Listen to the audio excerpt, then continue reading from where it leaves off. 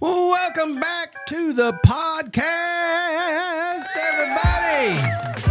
On today's episode, after over 3 years of time spent every single week getting together, Doc, we have today, finally, words to live by.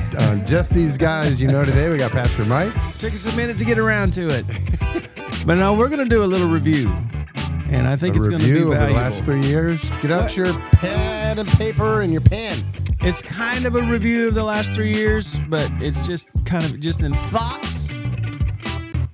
Thoughts that one-liners that I'm just going to throw out at you, and then you can respond with whatever the first thing is you think.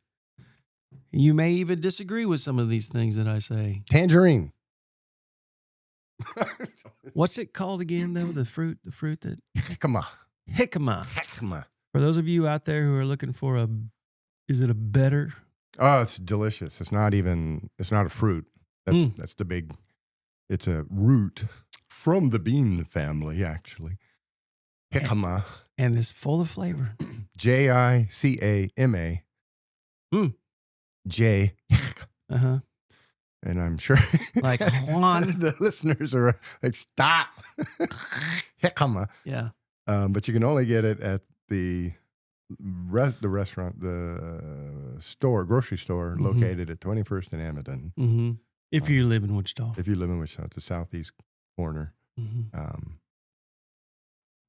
Commonly known as the Mexican grocery store. I can't think of the name of it, but you walk in, you're back in Mexico. They've got all the Mexican delicacies, but jicama is a root that you just slice. You don't even cook it. I guess you could, but we just slice it up, and it eats like an apple. Has a very clean, crisp, healthy taste. It's great. Jicama. Okay. With a little lime. Gotcha. All right. Well, those are not words to live by, but there's some value to it. All right. So I'm just going to throw some, however many we get through here. I got 10 of them, but we just want to get your immediate thoughts on these things. Okay. Our weight was. Well, that goes after number one. Okay. I have no idea what the day is. Yeah, I'll just sit back, that up. That goes after number one. And number one is this: your habits predict your future. Boom. One word. Boom. That's it. The whole idea being that we are what we repeatedly do. Right. The best predictor of the future is the past. And so, as a psychologist, when evaluating somebody and then having to go to some sort of agency or court to kind of estimate, what to do, what to expect from somebody, the simplest answer is always the best predictor of the future is the past. So if somebody engaged in a certain behavior for the last 5 years and you're concerned if they will change, well, no, they're not. And the best predictor of the future is the past. Now, the caveat there, so if somebody's engaging in a certain behavior and then the person tells the court, okay, I'll stop. Well, you've done it for 5 years, 10 years, 20 years. Yeah, no, it's not going to happen. It's even if you earnestly try to stop, it's still not going to happen.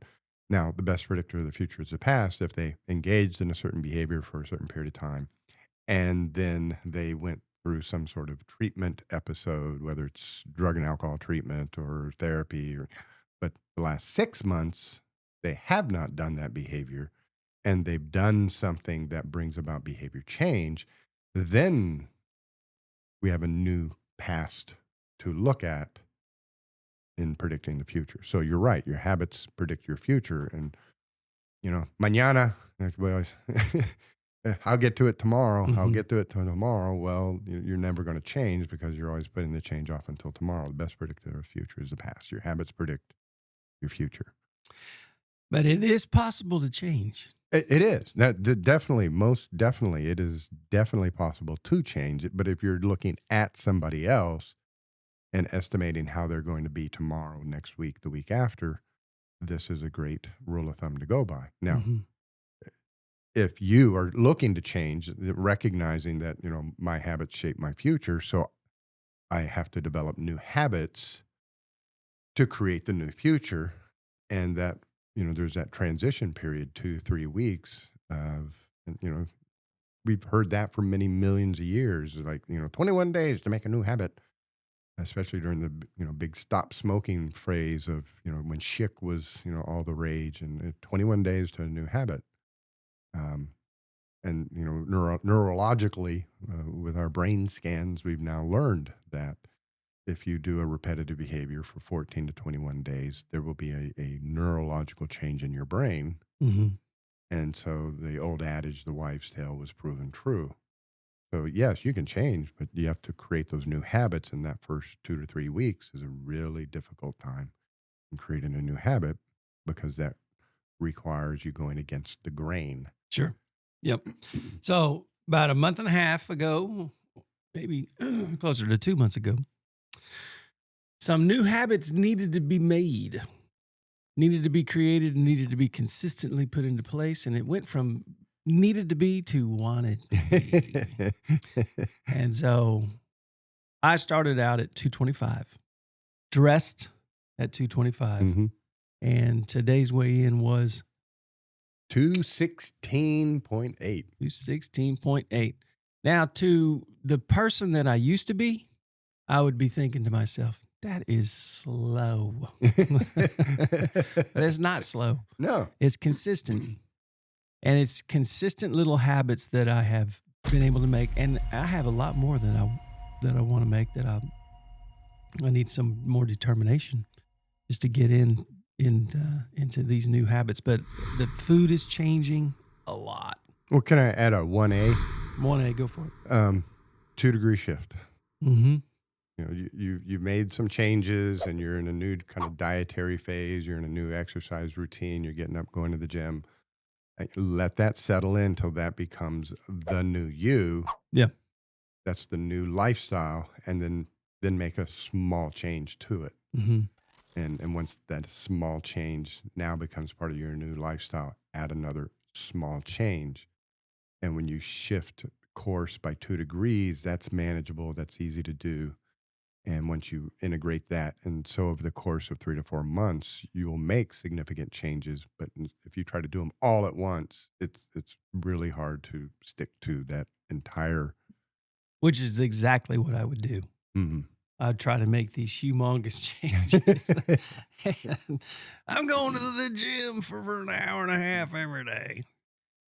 I'm not going to eat anything. And it never worked. No. It never worked. It would last a whole 3 days. And you know what, Doc? 3 days does not make a habit. No.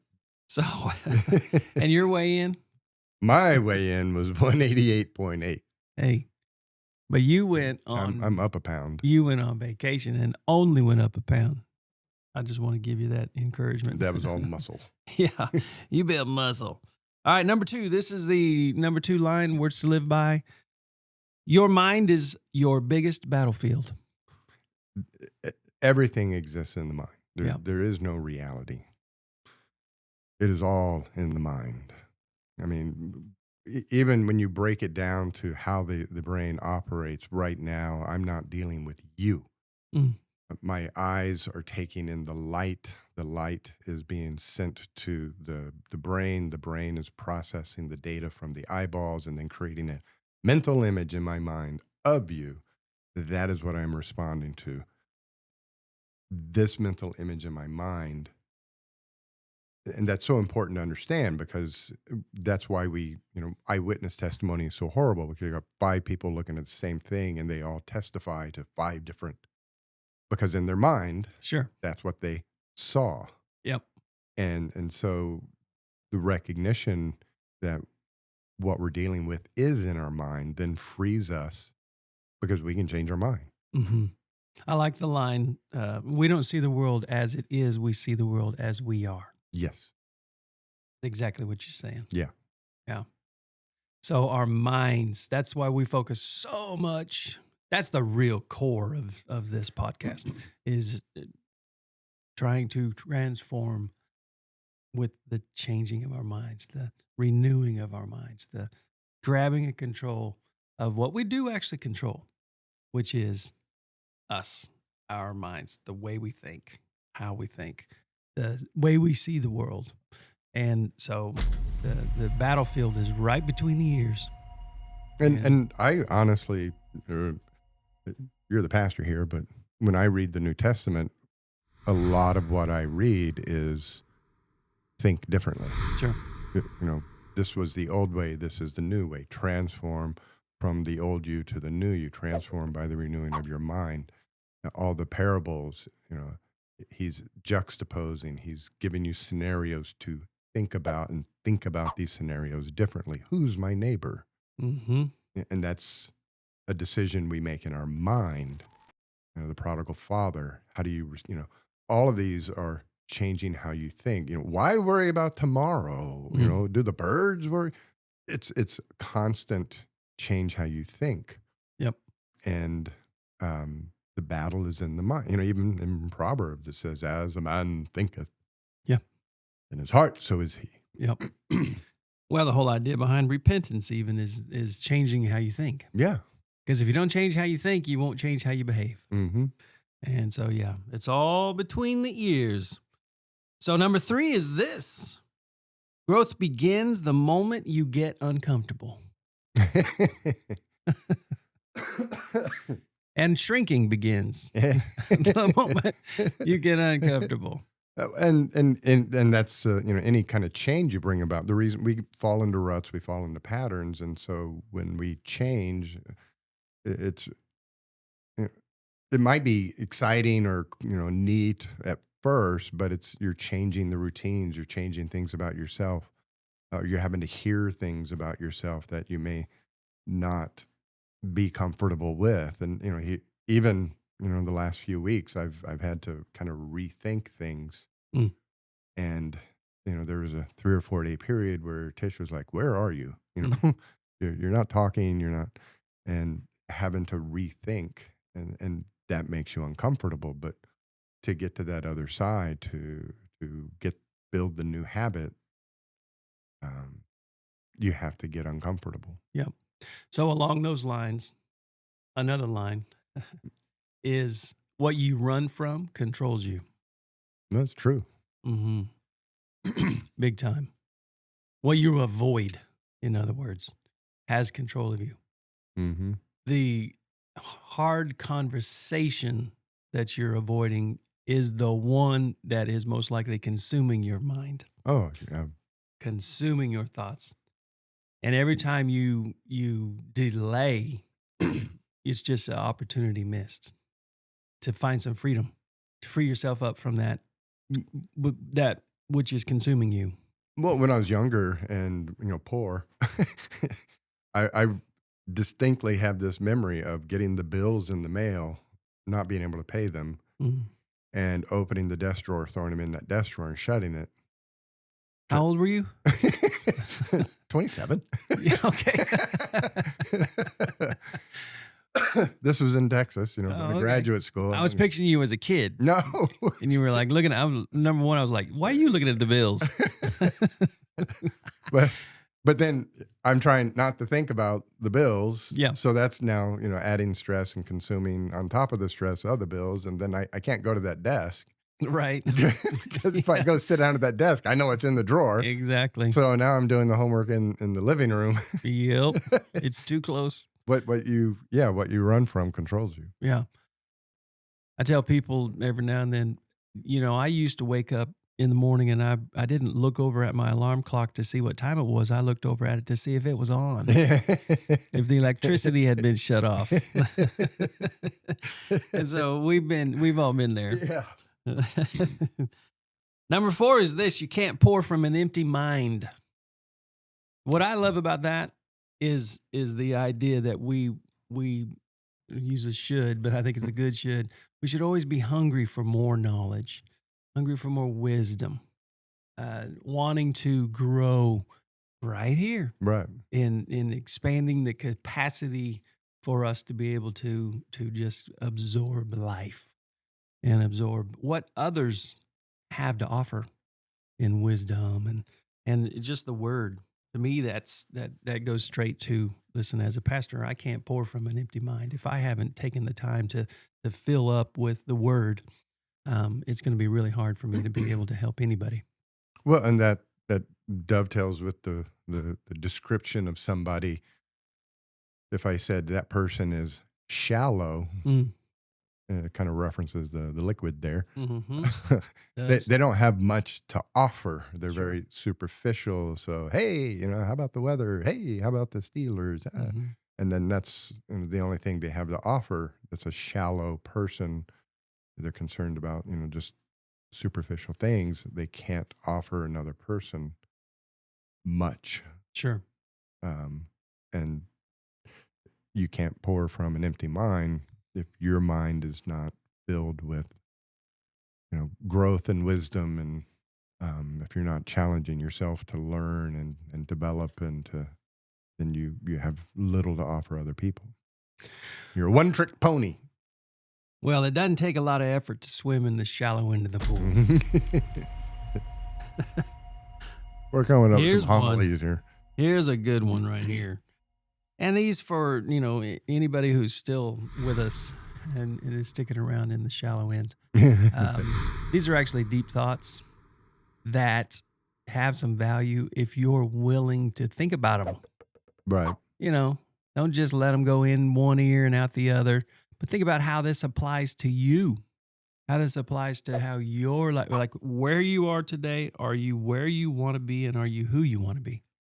And if not, the greatest news ever is that you're the one that controls where you're going, where you're at, and where you're going. Boom.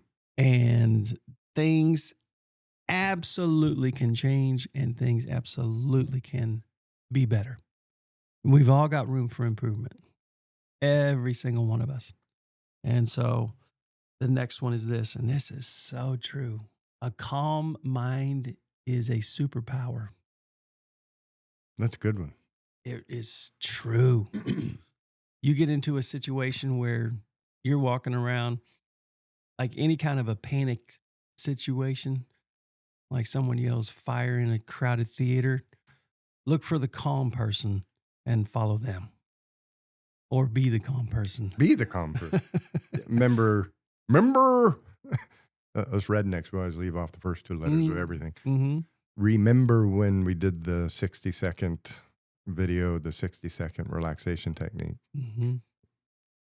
Control your breathing, control your mind, and then you control everything else. Sure. And I work with a lot of people that practicing that habitually to become the new you, the new automatic reaction, that when stuff hits the fan, your first reaction is to breathe in the belly to calm down. Mm-hmm. And we were just spent the day in the airports, and you could see the difference between people. Mm-hmm. Same exact situations. Yep. Some people are chaotic and stressed and worried, and other people are calm and relaxed, even though it's the exact same situation. And we all end up getting to the same place at the same time. Yeah. I like it when the car comes flying by you, speeding, going in and out of traffic, back and forth in lanes, and then you end up at the light right next to him. Yeah. Right next to him. I've always thought that I wanted to work at a baggage claim office because everybody's in a good mood. Oh, good. How are you doing? Lost your bag, huh? Next one is this. The fastest way to lose power is to complain. Yeah. It's true, because what's going on? You're just you're sharing the thoughts that you're having, and the thoughts are what's controlling you. And if you're complaining, then you're focused on the negative. You're focused on Yeah. things you have no power over, can't control, can't change. And the power is just pouring out of you. You become powerless when you complain. And, since the 90s, when I read Viktor Frankl's Man's Search for Meaning, did you make it any further? I haven't yet. I actually gave my book to somebody, but they just brought it back. They did. Yeah. Well, ever since I read that book, I don't want to say I never complain, Mm. but it is really hard to Oh, complain after yeah. reading that book. Yeah, I from mean, that perspective. and not just if you just like, he went through that Mm-hmm. and didn't complain. Right. And I'm upset about traffic. Right. No. Or the weather. Gas prices. So I feel sheepish if I think of a complaint after thinking about what he went through and did not complain. But then the wisdom that was born out of that, and you shared it last time before, you have the power to choose your own attitude. Yep. And if you're complaining, you're choosing a negative. You are choosing a negative attitude, and you are choosing to make yourself powerless, and you are choosing to make yourself a victim. Yep. Yeah, and negativity is like sludge. It's like quicksand. Mm-hmm. And people get literally stuck in the habit of complaining. Mm-hmm. It's the only way they know how to think. And then because it's the only way they know how to think, it's the only way they speak. I see it all the time. I can think of 5 people right now immediately. Let me name them all. But they just, it's a habit. Have you run into the people, and maybe it's just because my profession, I see this when I'm out, but the people who complain and smile? Yeah. Like, I know you're thinking this too. Oh, my husband, he's such a jerk. and big smile on their face. I'm like, this doesn't, why are you happy to complain? Yep, that's good.